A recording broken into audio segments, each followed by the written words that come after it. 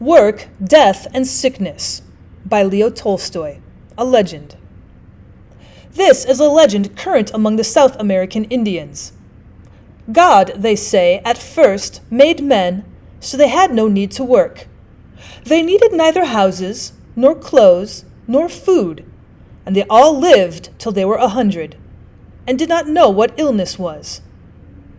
When, after some time, God looked to see how the people were living, he saw that instead of being happy in their life, they had quarreled with one another, and, each caring for himself, had brought matters such to a pass that far from enjoying life, they cursed it.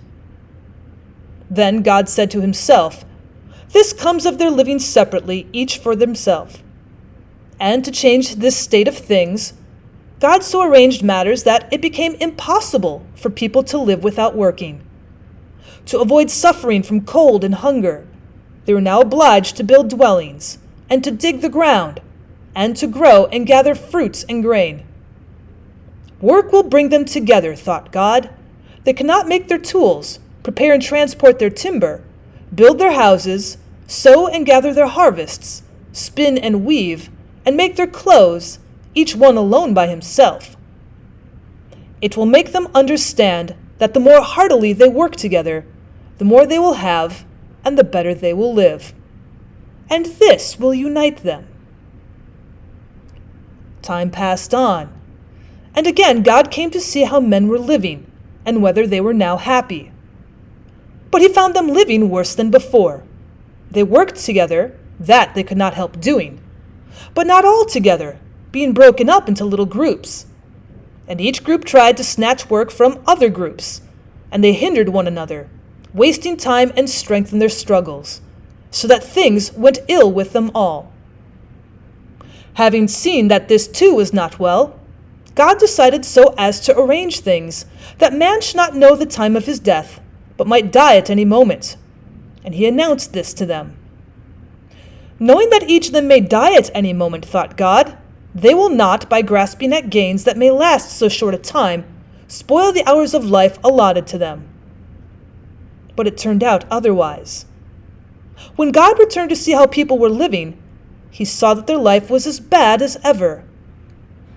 Those who were strongest, availing themselves of the fact that men might die at any time, subdued those who were weaker, killing some and threatening others with death. And it came about that the strongest and their descendants did no work, and suffered from the weariness of idleness, while those who were weaker had to work beyond their strength, and suffered from the lack of rest.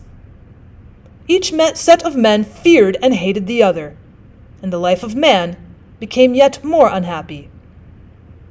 Having seen all this, God, to mend matters, decided to make use of one last means.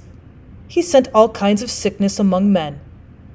God thought that when all men were exposed to sickness, they would understand that those who are well should have pity on those who are sick, and should help them. That when they themselves fall ill, those who are well might in turn help them. And again God went away, but when he came back to see how the men lived, now that they were subject to sicknesses, he saw that their life was worse even than before.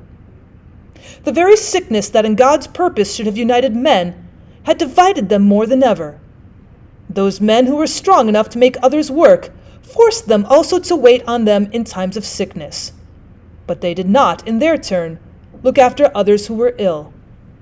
And those who were forced to work for others and to look after them when sick were so worn with work that they had no time to look after their own sick, but left them without attendance. That the sight of sick folk might not disturb the pleasures of the wealthy, houses were arranged in which these poor people suffered and died, far from those whose sympathy might have cheered them, and in the arms of hired people who nursed them without compassion, or even with disgust.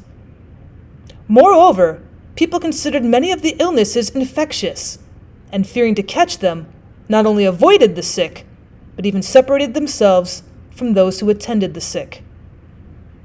Then God said to himself, "If even this means will not bring men to understand wherein their happiness lies, let them be taught by suffering." And God left men to themselves. And left to themselves, men lived long before they understood that they all ought to and might be happy.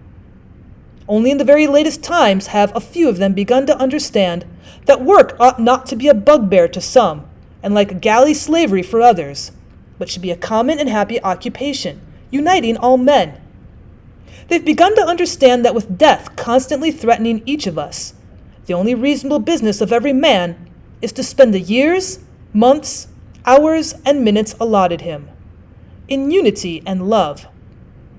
They've begun to understand that sickness, far from dividing men, should on the contrary give opportunity for loving union with one another.